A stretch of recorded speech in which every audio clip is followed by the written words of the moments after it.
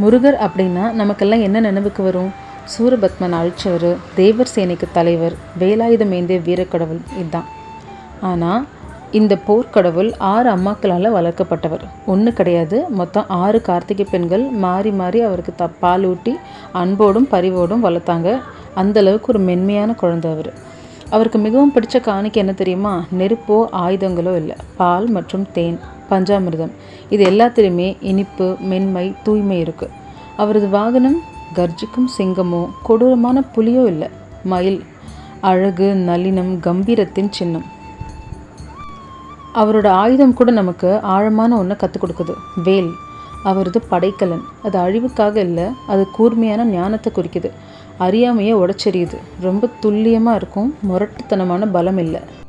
யோசிச்சு பாருங்களேன், அரக்கர்களை ஒரு நொடியில் அழைக்க வல்ல கடவுள் அவர். ஆனால் அன்பால் வளர்க்கப்பட தேர்ந்தெடுத்தார். அந்த மகாவீரன் அழகால் தன்னை சூழ்ந்துக்கிட்டார். தெய்வீக வேல் ஏந்தியவர் இனிப்பு காணிக்கையும் ஏற்றுக்கிட்டார். அவர் நமக்கு என்ன கற்றுக் கொடுக்குறாரு? உண்மையான பலம் ஆக்ரோஷத்தால் தன்னை நிரூபிக்க வேண்டியதில்லை.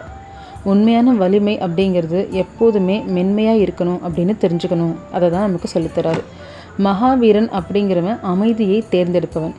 இந்த ஐப்பசி கிருத்திகையில் நாம் முருகருக்கு விளக்கேற்றும் போது நாம் வெறும் போர்க்கடவுளை மட்டும் வணங்கலை, பலமும் மென்மையும் எதிரெதிர் அல்ல, இரட்டையர்கள் என்று காட்டும் கடவுளை வணங்குகிறோம்.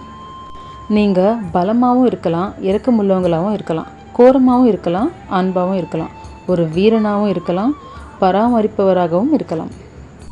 இதுதான் முருகரை குறிக்குது. நாளைக்கு ஐப்பசி கிருத்திகையில் நம்ம என்ன செய்யணும் தெரியுமா? முடிஞ்சால் சீக்கிரமாக எழுந்திரிச்சு காலையிலே தலைக்கெல்லாம் குளிச்சுட்டு சுத்தமான உடையை உடுத்திக்கணும்.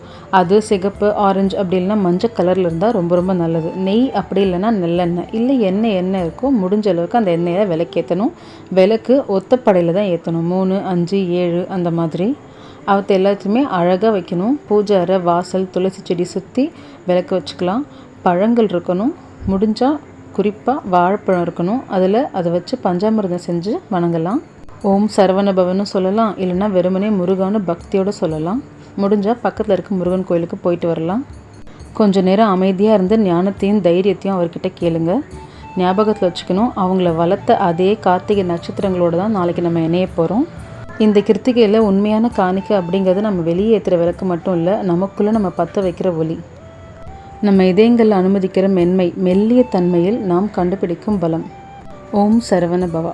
இது ஒளி தேடல். பக்தியுடன் சுபஸ்ரீ.